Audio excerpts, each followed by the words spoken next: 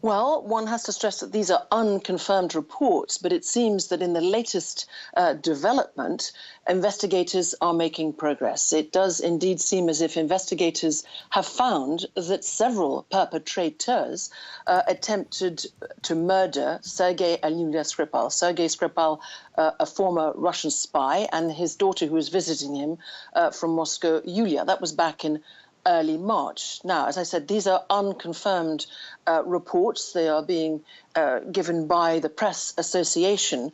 But what is interesting is that this, again, this source says that these perpetrators are sure to be Russian. How and why?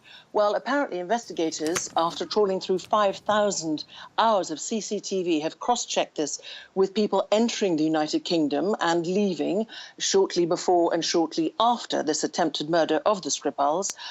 And this is where this information comes from. So this is, if indeed this is true, then this would show that this is a professional attack, say analysts, against Sergei Skripal. Of course, we should point out that Sergei Skripal and his daughter both survived after being in a coma and then critically ill, but they have survived. They were discharged from Salisbury Hospital some time ago and are at undisclosed locations, we believe, still in the United Kingdom. But then you'll remember that on the 30th of June, two British nationals, a man and a woman, were taken very seriously ill. They too, say British authorities and say police, that is confirmed, were poisoned by Novichok. We don't know if it's the same batch. Police do believe the two attacks are linked.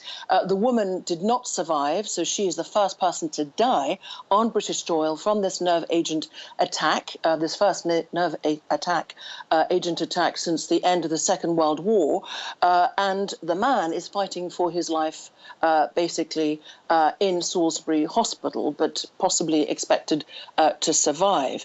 It was the woman who was more badly poisoned, and it seems that this was with a bottle that she or he found, possibly a perfume bottle. Benedict, any reaction from Russia yet to these reports of police identifying several Russians as suspects in the attack? Yes, the reaction was swift, and back from holiday, the Russian ambassador to the United Kingdom, Alexander Yakovenko, said to British media, unfortunately, we don't have an official statement, he says, of the British side.